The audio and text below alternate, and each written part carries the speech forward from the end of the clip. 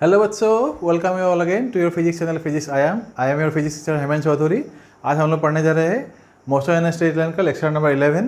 आज हम लोग यहाँ पे कवर करेंगे मोशन अंडर ग्रेविटी के बारे में, कुछ न्यूमेरिकल करेंगे और थोड़ा सा आप लोगों को इसका जो सिंपल कॉन्सेप्ट है उसको आप लोग समझा देते हैं। देखो पहले क्या यहाँ पे लिखा हुआ है, फर्स्ट पॉइंट। तो पहला पॉइंट मैंने लिखा है, if object is moving upward against gravitation then G is taken as negative and displacement is taken as positive. तो ग्राफिकली हम लोग देखेंगे यहाँ पे थोड़ा सा फैक्टर का भी अगर यूज़ करेंगे तो हमारे पास जो तीन इक्वेशन होते हैं ना, इक्वेशन ऑफ मोशन। सपोज हमारे पास तीन इक्वेशन जो है v equal to U plus A T है, उसके बाद v square equal to U square plus 2as है, और s equal to U T plus half A T square है।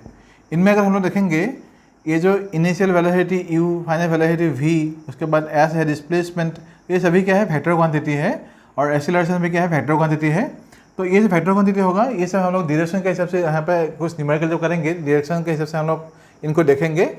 तो अभी यहाँ पे हम लोग क्या करेंगे, देखो ये तो आप लोगों को पहले ही मिल चुका है, क्लास 9 में ये सब आप लोगों को मिल चुका है।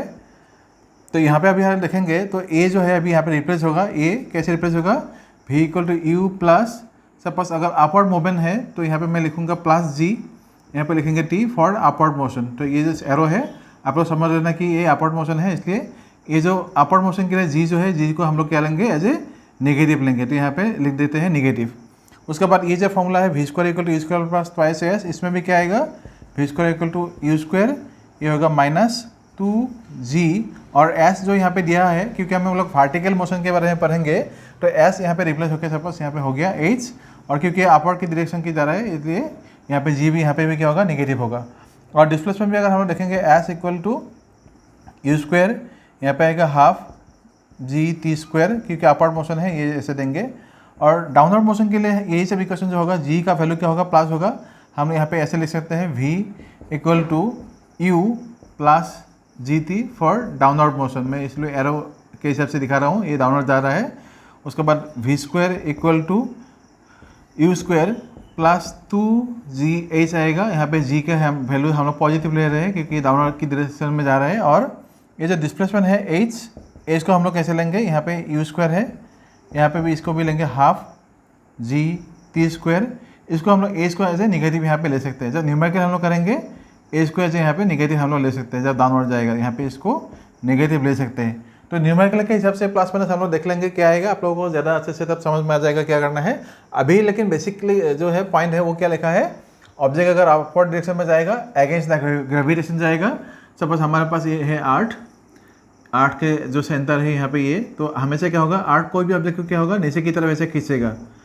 तो action acceleration due to gravity जो जी है, जी का वैल्यू क्या होगा, कोई भी ऑब्जेक्ट हम लोग यहाँ पे लेंगे, ऑब्जेक्ट के ऊपर हमेशा क्या होगा, डाउनवर्ड डायरेक्शन में होगा। लेकिन ऑब्जेक्ट जा रहा है ऊपर की तरफ, तो जी क्या करेगा, इस ऑब्जेक्ट का जो मोशन होगा, मोशन को क्या करेगा, डिक्रीज कर देगा। इसलिए जी का वैल्यू हम लोग तब नेगेटिव ले लेंगे। और क्योंकि ये ऑब्जेक्ट अगर अपवर्ड से सपोज ऐसे करके नीचे की तरफ आएगा, नीचे की तरफ आने से क्या होगा, जी इसको खींचता रहेगा, और इसका मोशन में क्या है, डाउनवर्ड डायरेक्शन ही है, in the direction of the acceleration due to gravity होगा। तो क्या होगा, इसका वेलोसिटी जो होगा वो इंक्रीज होता जाएगा। इसलिए जी तब हम लोग क्या लेंगे, पॉजिटिव लेंगे। ये है बेसिक कॉन्सेप्ट इसके लिए। तो ये भी आप लोगों को समझ में आ गया। Object is moving downward, G is taken as positive and displacement as negative. ये क्यों नेगेटिव होता है, कब नेगेटिव होता है, आप लोग जब न्यूमेरिकल करेंगे हम लोग अच्छे से समझ में आ जाएगा। अभी ये जो पॉइंट है ये आप लोग अच्छे से लिख के रख दीजिए। यहाँ पे मैंने जो एरो दिया है, एरो मतलब अपवर्ड दिया हुआ है, अपवर्ड मोशन के लिए, और ये एरो डाउनवर्ड जो है ये डाउनवर्ड मोशन के लिए दिया हुआ है। इसको आप लोग समझ लेना। आप लोग चाहे तो यहाँ पे लिख देना अपवर्ड मोशन, डाउनवर्ड मोशन के लिए। ऐसे मैं एक लिख देता हूँ, यहाँ पे लिखो आप लोग अपवर्ड मोशन, और ये है डाउनवर्ड मोशन, डाउनवर्ड मोशन। तो ये आप लोग जो है लिख कर रखो।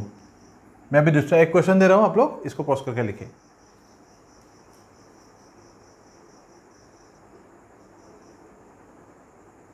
बच्चे भी इस क्वेश्चन को देखो।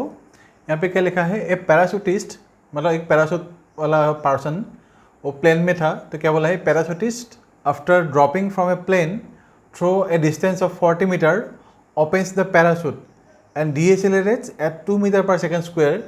If he reaches the ground with a speed of 2 meter per second, how long is he in the air? At what height he bail out from the plane? तो पहले देखो इस क्वेश्चन में 2 स्टेप है हमारे पास। पहला स्टेज है ये था हमारे पास एक एरोप्लेन, एक एरोप्लेन था। इस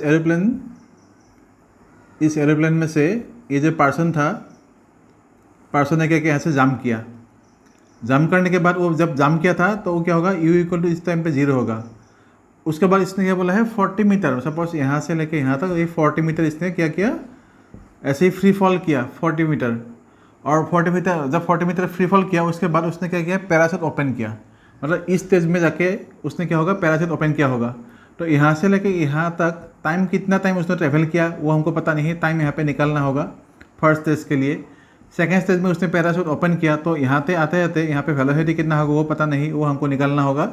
इस स्टेज के बाद जब उसने पैराशूट ओपन किया तो पहले तो फ्री फॉल हो रहा था, लेकिन जब इसका वेलोसिटी v हो गया फ्री फॉल होने के बाद, तो यहाँ से क्या किया उसने, पैराशूट ओपन करने के बाद ये सपोज ग्राउंड है, ये हमारा सरफेस ऑफ द अर्थ है।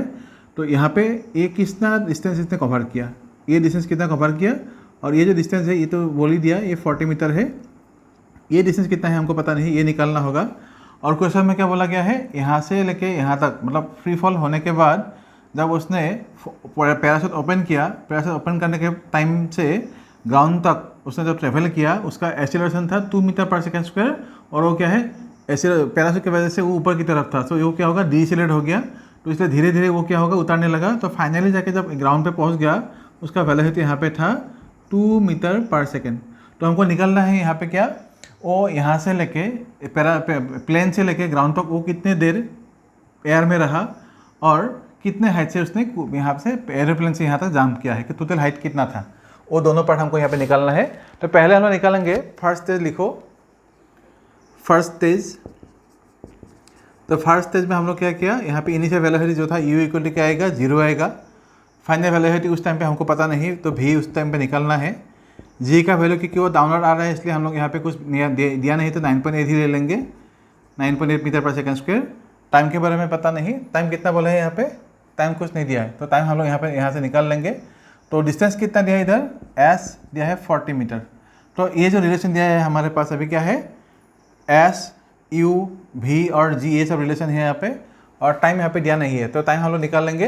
तो आप लोग एक बार सोचो इसको निकालना कैसे है, अभी कैसे करेंगे, कौन से फॉर्मूला अप्लाई करके ये जो फाइनल वेलोसिटी है उसे हमको यहाँ से निकल जाएगा। आप लोग सोचो एक बार कैसे निकालेंगे इसको।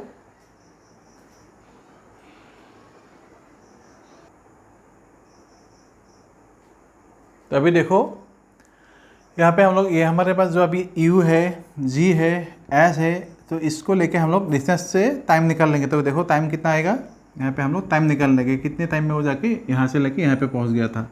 तो कैसे आएगा, s equal to ut plus half gt square. s मतलब है हमारे पास 40, u आएगा 0, टाइम पता नहीं, यहाँ पे आएगा हाफ, और ये आएगा 9.8, टाइम यहाँ से फिर से पता नहीं। तो ऐसे इसको कैसे निकालेंगे, t स्क्वायर इक्वल टू कितना आएगा, यहाँ पे आएगा 40, और ये कितना आएगा 4.9, तो इसको लिखो यहाँ पे 4.9। स्क्वायर रूट लेने से कितना आएगा, आप लोग इसको करके देखो, टाइम का वैल्यू जो आएगा स्क्वायर रूट लेके कितना आएगा, t इक्वल टू कितना आएगा, आप लोग करके देखो इसको। बच्चों निकल गया, इसको करने से क्या आएगा, ये 4.9 है, यहाँ पे 440 है, तो यहाँ पे क्या आएगा 400/49, स्क्वायर रूट लेने से क्या आएगा 20/7। तो इससे इसको डिवाइड करो, कितना आएगा देखो, ऑलमोस्ट ऐसा कुछ आएगा। तो ये होगा सेकेंड, तो ये हो गया आप लोगों का टाइम। और इतने टाइम में जब इसने इस प्लेन से यहाँ तक ट्रैवल किया, कितने टाइम में ट्रैवल किया, 2.86 टाइम से 40 मीटर होने के बाद, मतलब जितना डिस्टेंस उसने कवर किया 40 मीटर कवर किया था, 40 मीटर कवर करने में उसको टाइम लगा था 2.86। अभी उतना डिस्टेंस उसने नीचे आने के बाद उसका वेलोसिटी कितना होगा वो हमको देखना है। तो उसको हम लोग यहाँ पर कर ले सकते हैं फर्स्ट इसके लिए। तो v equal to u plus gt आएगा, gt मतलब क्या आएगा, v u टू 0 होगा यहाँ पे, तो g मतलब आएगा 9.8, और टाइम आप लोग यहाँ पर जो है 20/7 यहाँ पर लगाओ। तो आंसर कितना आ गया देखो,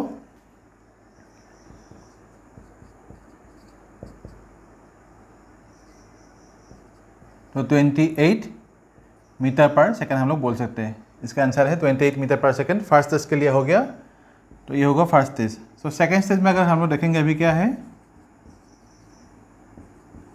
फर्स्ट टेस्ट में हम लोगों ने क्या निकाला, इनिशियल ये जो था टाइम कितने टाइम में उसने 40 मीटर डिस्टेंस कवर किया था वो निकल गया, और 40 मीटर डिस्टेंस कवर करने के बाद उसका फाइनल वेलोसिटी किया था वो भी निकल गया 28 मीटर पर सेकेंड। अभी इस टेस्ट से उसने क्या किया, यहाँ से लेकर यहाँ तक उसने ट्रेवल किया वो डीएक्सेलरेशन ऑफ 2 मीटर पर सेकेंड। तो यहाँ से लेकर यहाँ तक जाने में उसने कितना डिस्टेंस कवर किया वो हमको अभी देखना है। फिर से उसको यहाँ पे अप्लाई करेंगे, S is equal to U T plus half G T square. इस फॉर्मूला आप लोग वैल्यूज पुट करो, एस को निकाल लो, ये यहाँ पे कितना आएगा आप लोग देखो करने के बाद, क्योंकि इस टेस्ट से यहाँ तक इसमें जो भी था उसी भी को हम लोग यहाँ पे पुट करना है, और जी और टाइम का वैल्यू आपको निकालना होगा इधर। आप देखो कैसे कर किया इसको करेंगे।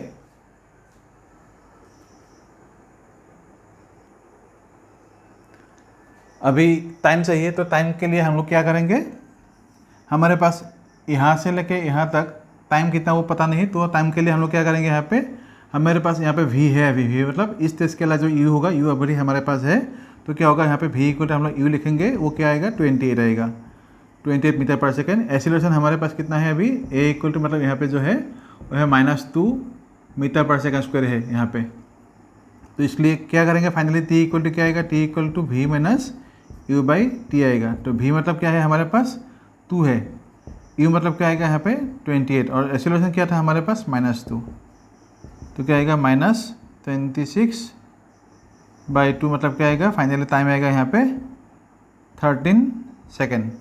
30 सेकेंड हो गया, मतलब इस पार्ट से ग्राउंड तक उसको कवर करने के लिए टाइम कितना लगा था, 13 सेकेंड लगा था। अभी इसी को हम लोग यहाँ पे अप्लाई करेंगे इस पार्ट पे। तो u कितना होगा हमारे पास इस क्वेश्चन के लिए, तो 28 आएगा। टाइम कितना आएगा, टाइम मतलब यहाँ पे आएगा 13 सेकेंड उसको लगा था, प्लस हाफ इंटू फिर से लिखो 9.8, और यहाँ पे आएगा 13 स्क्वायर। तो अभी कितना डिस्टेंस उसने कवर किया वो सब करके आप लोग देखो एक बार आंसर कितना आ रहा है आप लोगों का। तो बच्चों यहाँ पे ये जो जी था अभी फ्री फॉल नहीं हो रहा है, इसलिए हम लोग यहाँ पे क्या करेंगे, S equal to U T plus half A T square जो फॉर्मूला था उसी को हम लोग अप्लाई करेंगे, क्योंकि इस टेस्ट से यहाँ तक यहाँ पे फ्री फॉल नहीं हो रहा था। जहाँ पे फ्री फॉल होगा या under the action of gravity जाएगा तभी हम लोग जी यूज़ करेंगे। तो लेकिन यहाँ पे अभी एक्सीलरेशन जो है पैराशूट के बाद इस एक्सीलरेशन उसको क्या किया, नीचे की तरफ चला गया, तो इसलिए यहाँ पे अप्लाई करेंगे -2। ये यहाँ पे गलती से भी मतलब लिखना, ये मेरे से गलत हो गया था, क्योंकि यहाँ पे एक्सीलरेशन नहीं होगा, या जी एक्सीलरेशन ड्यू टू ग्रेविटी नहीं होगा, यहाँ पे आएगा एक्सीलरेशन। तो ये ए के जगह पे हम लोग जी के जगह पे हम लोग यहाँ पे क्या यूज़ करेंगे, एक्सीलरेशन यूज़ करेंगे, क्योंकि यहाँ पे पैराशूट के हेल्प से वो यहाँ से यहाँ तक जा रहा है, फ्री फॉल नहीं हो रहा है, इसलिए यहाँ पे एक्सीलरेशन क्या आएगा -2 आएगा। अभी इसको सॉल्व करो,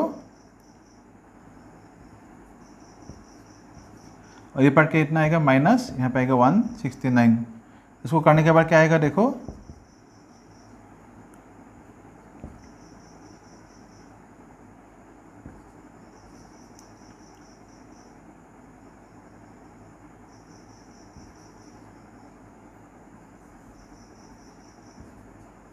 आप लोग करके देखो, 195 मीटर हो गया। और उसके बाद अभी तक हमको क्या मिला, यहाँ से लेके यहाँ तक जो है वो मिल गया। अभी क्वेश्चन में जो टोटल पूछा गया था क्या बोला था, how long was he in the air. तो टाइम यहाँ पे लिखो, पर्सन इन द एयर लिखो, पर्सन इन एयर, वो कितना टाइम के लिए था, पहले यहाँ से लेके यहाँ तक वो कितने टाइम में था, ये था 2.86 सेकेंड, तो यहाँ पे लिखो 2.86 सेकेंड। और दूसरा टाइम कितना मिला हम लोग को यहाँ से यहाँ तक आने में, वहाँ पे ये लिखा 13 सेकेंड, तो यहाँ पे लिखो 13। तो टोटल टाइम कितना हो गया, 15.86 सेकेंड के लिए वो पर्सन था एयर में। और उसने कितने हाइट से, टोटल यहाँ पे जो ग्राउंड है, ग्राउंड से कितने हाइट से उसने जंप किया था, ये हाइट हमको कितना मिला है 195, और ऊपर वाला पर कितना था 40 था। तो यहाँ पे लिखो पर्सन जम्प्ड फ्रॉम, कितना हाइट था 1, पहले था 40, उसके बाद है 195।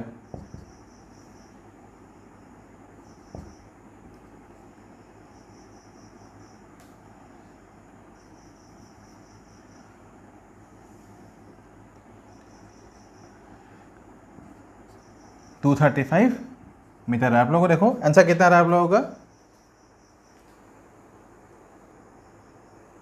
अच्छा, आप लोगों को समझ में आ गया है क्वेश्चन। अच्छा क्वेश्चन था, इसको आप लोग बार बार करना है, बाद में रिवाइज करना। अभी इसको पॉज करके लिखो, मैं दूसरा क्वेश्चन दे रहा हूँ।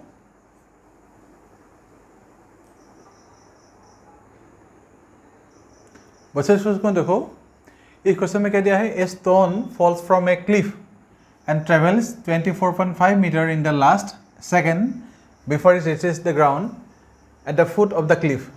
Find the height of the cliff. मतलब ये हमारे पास कोई एक ऐसे बहुत ऐसे सपोज ऐसा कुछ है माउंटेन जैसा, एक यहाँ पे क्या बोला है, स्टोन यहाँ से गिर गया, गिरने के बाद ये जाके यहाँ पे पहुँच गया। तो क्वेश्चन में क्या पूछा है, ये जो हाइट था अभी बोला है stone falls from a cliff and travels 24.5 metre in the last, मतलब ये आते आते फाइनली जब यहाँ पे पहुँच गया, लास्ट जो सेकंड था यहाँ पे बोला है ना, second in the last second, तो सपोज ये लास्ट सेकंड है, तो लास्ट सेकंड में उसने क्या किया, 24.5 मीटर ट्रेवल किया। ये जो पार्ट है ये है 24.5 मीटर, लास्ट सेकंड में उसने ट्रेवल किया, मतलब एंड सेकंड में उसने ट्रेवल किया। तो इसलिए क्या बोला है, before it reaches the ground at the foot of the cliff, तो हो गया find the height of the cliff. तो टोटल हाइट हमको यहाँ से लेके यहाँ तक जो हाइट है, ये पूरा हाइट हमको यहाँ से लेके यहाँ तक निकालना है।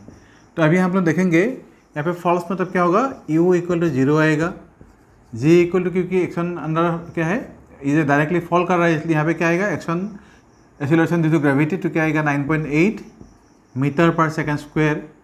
और उसके बाद एंड सेकेंड यहाँ पे बोला है, तो एसेंट सेकेंड में वो कितना डिस्टेंस कवर किया होगा, 24.5 मीटर। यहाँ पे पहले हमको करना क्या है, टोटल हाइट यहाँ से देखना है, तो हाइट निकालने के लिए एन का वैल्यू जो है पहले इसको निकालना है इधर से। तो कैसे निकालेंगे, एन मतलब यहाँ पे क्या होगा, टाइम होगा। तो देखो कैसे निकालेंगे, ये आपको पहले ही फॉर्मूला आपको पता है, एसेंट सेकंड में कितना डिस्टेंस कवर करेगा, ये हॉरिजॉन्टल डिस्टेंस के लिए था, वर्टिकल के लिए क्या होगा, सिर्फ अभी ए के जगह पे हम लोग जी यूज़ करेंगे, बाकी सब सेम है। तो इसलिए यहाँ पे क्या लिखेंगे, S n equal to U plus, यहाँ पे लिख सकते हो distance covered in the last second, यहाँ पे लिख सकते हो डिस्टेंस कवर्ड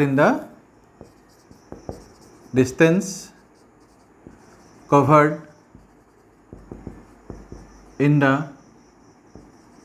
लास्ट सेकंड। वो क्या है, एसेंट इक्वल टू क्या आएगा, u plus G by 2 into 2n-1 आएगा। तो यहाँ पे लिखेंगे हम लोग 24.5 और यहाँ पे आएगा u तो 0 आएगा, ये आएगा 9.8 बाई 2, यहाँ पे आएगा 2n-1। फाइनल इसको अभी सॉल्व करना है, तो ये क्या आएगा, 2n-1 इक्वल टू यहाँ पे आएगा 24.5 बाई 4.9।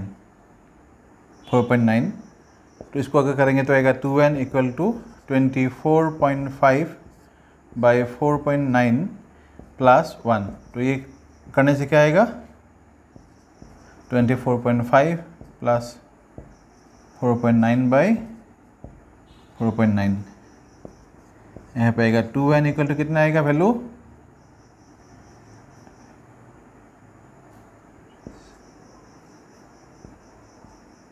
नीचे आ रहा है 4.9। तो अभी n का वैल्यू कितना आएगा, आप लोग करके देखो एक बार, n का वैल्यू कितना आएगा देखो करके। इसका वैल्यू कितना आएगा, अगर मैं डायरेक्टली यहाँ से इससे इसको डिवाइड कर देता हूँ तो क्या आएगा, यहाँ पे आएगा वैल्यू 5, तो यहाँ पे डायरेक्टली आप लोग पुट करो 5 प्लस 1 मतलब हो गया 6। तो देखने में थोड़ा इजी हो गया ना अभी सब, 5 ये हो गया 6। तो फाइनल आंसर आ जाएगा, n का वैल्यू एक स्टेप हम लोग कम कर देंगे, n का वैल्यू कितना आ जाएगा, 6/2 मतलब हो गया 3। तो ये होगा टाइम, मतलब लास्ट के 3 सेकंड में उसने कितना कवर किया था, 24.5 मीटर। अभी हमको चाहिए टोटल डिस्टेंस कितना कवर किया था, तो लिखो height of the cliff, height of the cliff. तो हाइट ऑफ द क्लिफ के लिए हम लोग क्या करेंगे, S is equal to U T plus half G T square करेंगे। तो u का वैल्यू हमारे पास तो 0 ही होगा, टाइम मतलब यहाँ पे क्या होगा, n का वैल्यू 3 पुट कर दो, यहाँ पे आएगा हाफ 9.8 इंटू फिर से आएगा 3 स्क्वायर। अब लोग करो इसको, आंसर कितना आएगा देखो,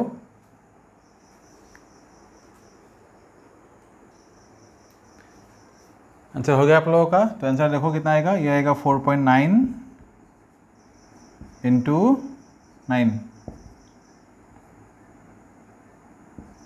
तो आंसर आ रहा है 44.1 मीटर। तो ये आप लोग का आंसर इसको आप लोग पॉज करके लिखे, मैं और क्वेश्चन दे रहा हूँ।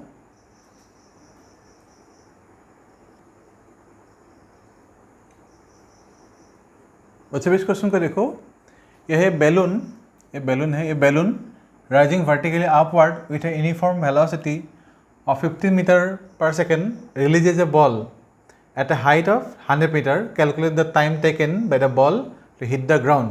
तो इसका सिचुएशन ऐसा है, सपोज हमारे पास ये आर्थ का सरफेस है, ग्राउंड है, तो यहाँ सरफेस यहाँ पे जो है एक सपोज ऐसे बैलून से ये बंधा हुआ था, ये सपोज एक बैलून है हमारे पास, ये बैलून जो है अपवर्ड की डायरेक्शन में जा रहा था। इस बैलून से सपोज इसका हाइट है यहाँ से ये 100 मीटर, ये सपोज है 100 मीटर, बैलून अपवर्ड डायरेक्शन में जा रहा था, बॉल भी यहाँ पे था, ये हमारे पास बॉल, ये बॉल भी यहाँ पे बैलून के साथ ऊपर की तरफ जा रहा था। तो at the time of dropping the ball, balloon के साथ वो जब ऊपर की तरफ जा रहा था, इसका भी इनिशियल वेलोसिटी क्या होगा, क्योंकि बैलून का वेलोसिटी था 15 मीटर पर सेकंड अपवर्ड, तो बैलून बॉल भी क्या होगा 15 मीटर पर सेकंड के साथ वो ऊपर की तरफ जा रहा था, उससे वो उसको ड्रॉप किया गया था।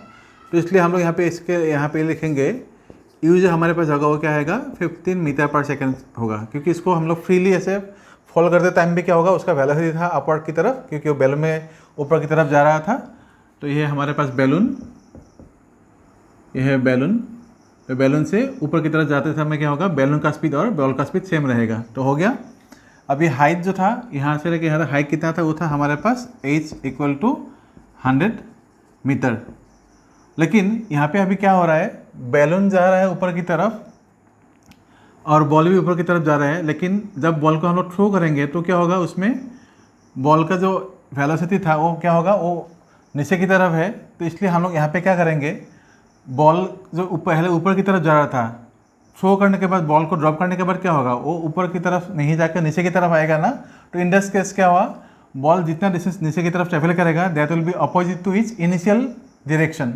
तो बॉल पहले जा रहा था ऊपर की तरफ, ड्रॉप करने के बाद क्या होगा, वो नीचे की तरफ आएगा, तो उसका इनिशियल वेलोसिटी से मतलब इनिशियल डायरेक्शन से वो अपोजिट हो गया। तो इसलिए जितना डिस्टेंस वो नीचे की तरफ आएगा that will be taken as negative. मैं फिर से बोल रहा हूँ, बॉल जब ऊपर की तरफ जा रहा था उसका डिस्प्लेसमेंट ऊपर की तरफ हो रहा था अलॉन्ग विद द बैलून, लेकिन इसको जब हम लोग इससे बैलून से उसको ड्रॉप किया, ड्रॉप करते टाइम क्या होगा, उसका इनिशियल डायरेक्शन ऑफ डिस्प्लेसमेंट से अपोजिट हो गया ना। बॉल को ड्रॉप करने के बाद वो क्या होगा, वो नीचे की तरफ आएगा, तो इसलिए इस डिस्प्लेसमेंट को हम लोग क्या लेंगे, नेगेटिव लेंगे। तो इसलिए h = हम लोग यहाँ पे लिखेंगे -100। तो यहाँ पे क्या लिखेंगे, displacement is opposite to initial, यहाँ पे लिख सकते हो आप लोग final displacement is opposite to initial displacement when the ball was going upward। तो आप लोगों को लिखने से समझ में आएगा यहाँ पे नेगेटिव क्यों लिया हुआ है, ठीक है। अभी g का वैल्यू हमको क्या दिया है, g = दिया है हमारे को 10 मीटर पर सेकंड स्क्वायर। अभी सही है, क्या बोला है, कैलकुलेटर टाइम चाहिए, तो यहाँ पे t निकालना है। अभी t = कितना है, तो इस फॉर्मूला से हम लोग देखेंगे, जो हमारे पास जनरल फॉर्मूला था वो क्या था, s = ut + ½ gt² था। हम लोग यहाँ पे क्या लिखेंगे, s की जगह पे लिखेंगे यहाँ पे -100, u की जगह पे हम लोग लिखेंगे 15, टाइम पता नहीं, यहाँ पे आएगा ½ इंटू जी का वैल्यू आएगा 10, फिर से आएगा यहाँ पे t²। तो फाइनली इसमें क्या मिलेगा हमको, ये होगा -100, यहाँ पे आएगा 15t, ये आएगा +5t²। तो फाइनली क्या आ गया, t² प्लस 3t और प्लस 20 = क्या आएगा, 0 आएगा। समझ में आ रहा है ना। 100 को अगर इस तरफ लेंगे तो 5 से अगर डिवाइड करोगे तो क्या आएगा, t² + 3t प्लस यहाँ पे आएगा 20, सबको 5 से डिवाइड कर दो, तो यहाँ पे रहेगा t², ये आएगा 3t और ये आएगा 20 = 0। इसको अगर इस तरफ ले आएंगे तो समझ में आ गया। अभी इसको सॉल्व करते हैं। सॉल्व करने के बाद कितना आप लोगों का आंसर आ रहा है, आप लोग देखो करके एक बार। उससे यहाँ पे जी का वैल्यू भी नेगेटिव लेना होगा, क्योंकि यहाँ पे जी भी से आप लोग नेगेटिव लिखो। यहाँ पे जी नेगेटिव क्यों है, यहाँ पे लिखो जी = -10, क्योंकि क्या लिखेंगे हम लोग यहाँ पे, बॉल वाज मूविंग अपवर्ड। तो इसलिए क्या होगा, यहाँ पे अपवर्ड जाएगा यहाँ पे, इसलिए हम लिखेंगे माइनस। तो जी का वैल्यू यहाँ पे डायरेक्टली आप लोग -10 पुट कर देना। उसके बाद आप लोग सॉल्व करो। यहाँ पे आएगा -5t²। -5t² आने से ये अगर हम लोग इसको करेंगे थोड़ा सा सिंप्लीफिकेशन, क्या आएगा, यहाँ पे आएगा 5t² -15t, और ये पार्ट क्या होगा +100। अभी सॉल्व करके देखो कितना आ रहा है आप लोगों का आंसर। ठीक है ना, सब कुछ अच्छे से देखो फिर से। अच्छा, ये भी तो माइनस ही रहेगा ना, ये माइनस ही रहेगा। तो उसके बाद क्या आएगा, यहाँ पे लिखो t² -3t, और यहाँ पे आएगा -20। अभी करके देखो इसका आंसर कितना आ रहा है। t का वैल्यू चाहिए, तो t इक्वल कितना आएगा, देखो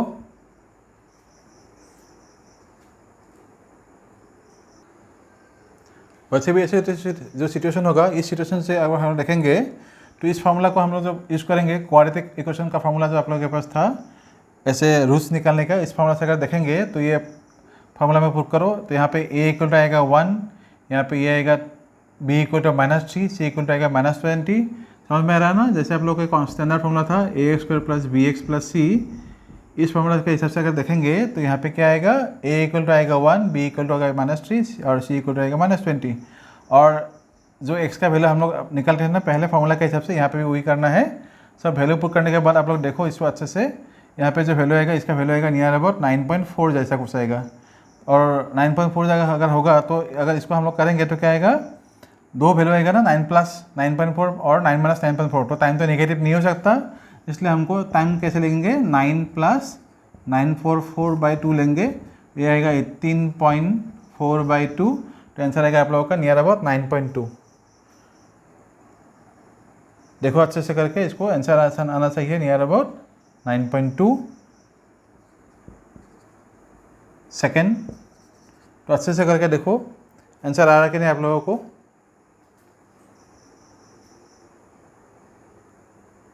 अच्छा 9 नहीं, यहाँ पे ये 3 है, थोड़ा सा गलती हो गया। ये होगा 3, यहाँ पे भी होगा 3, तो यहाँ पे भी होगा 3। तो 3 में से ये वैल्यू कितना आएगा, 12.4।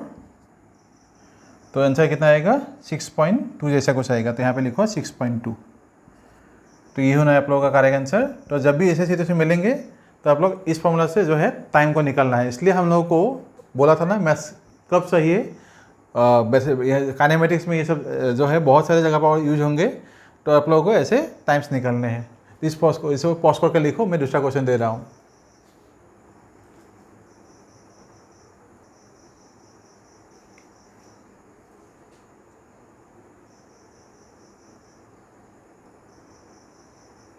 वैसे इस क्वेश्चन को देखो, यहाँ पे दिया है find the ratio of the distances travelled by a freely falling body in first, second and third second of its fall. तो इस टाइप के क्वेश्चन के लिए हमारे पास जो एक फार्मूला था, क्योंकि यहाँ पे बोला है first second, second second and third second. तो इस टाइप के फार्मूला में हम लोग जो ये फार्मूला हमको मिला था, इसी के फार्मूला का हम लोग यहाँ पे यूज़ करेंगे। और मैंने यहाँ पे लिख के दिया है क्या कंसिडर करना है। यहाँ पे तो फ्री फॉल बोला है, इसलिए क्या होगा, इनिशियल वेलोसिटी तो 0 ही आएगा।